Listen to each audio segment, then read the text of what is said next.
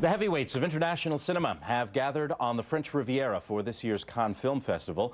19 movies are competing for the coveted Palme d'Or, and countless others are screening out of competition at the festival as well. Film critic Jason Gorber is in Cannes this week and has taken a little bit of a break from steak frites and red wine to join us now. So, you know, when I think of the Cannes Film Festival, Mad Max isn't the first thing I think of. So my argument is this. I've talked to lots of people about all the films that are playing at Cannes. Mad Max is playing not in competition, yet it seems to be the one film that everybody, almost everybody, universally loves. So I think we should give it to an honorary Palme d'Or, because guess what? Mad Max is one of the films of this or any summer. Mad Max is amazing.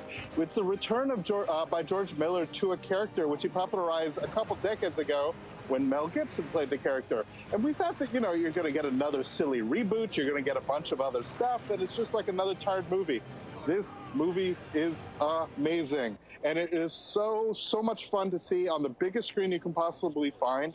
The performances by Tom Hardy and especially Charlize Theron are fantastic.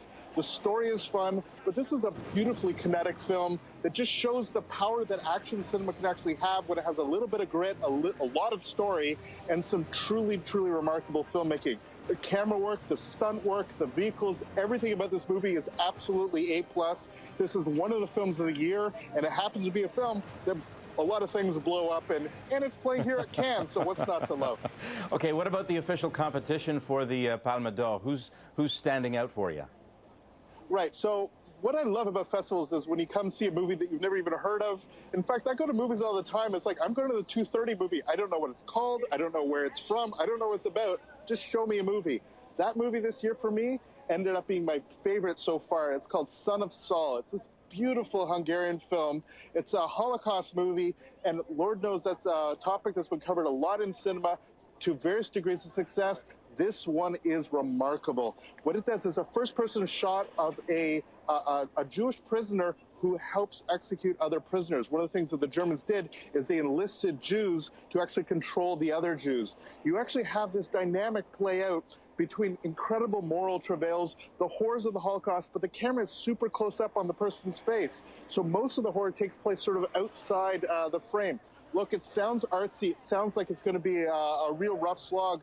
But this movie is incredible, absolutely world-class cinema, and one of those beautiful surprises you get when you come to a festival like Cannes. And what about lovely Canadian content there?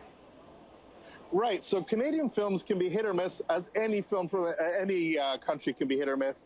I had an amazing time just slightly pre-festival watching this beautiful film shot in Northern Ontario called Sleeping Giant. It's a coming-of-age story, and we've seen that before, but this one is really special. The child performances are exceptional. Two of them are non-actors, and it's based on a short film. The filmmaker is super strong and definitely one to watch, but I think this is an absolute showcase for the kind of films that we can make in our country.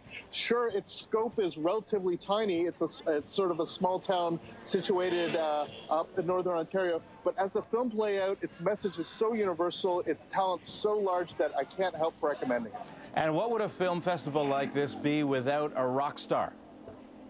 Yeah, so Amy Winehouse was a giant, haunted and hunted by the paparazzi, but also had her own substance abuse issues, well documented. But what's not so well documented is the one behind the headlines. This is a remarkable documentary done by the gentleman who did Senna. And look, this is a crowd pleaser and still incredibly emotionally moving.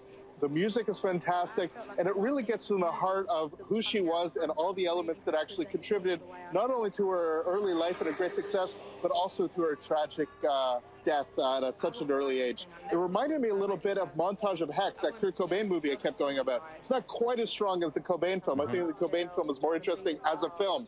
But for those who never knew about Formula One racing and saw Senna and thought, oh my God, this is fantastic, the same kind of style, the same kind of story, delving in behind the headlines of somebody like Amy Winehouse, this is definitely something not to be missed.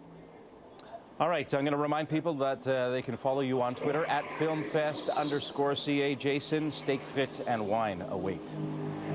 Comme d'habitude, monsieur. À la prochaine.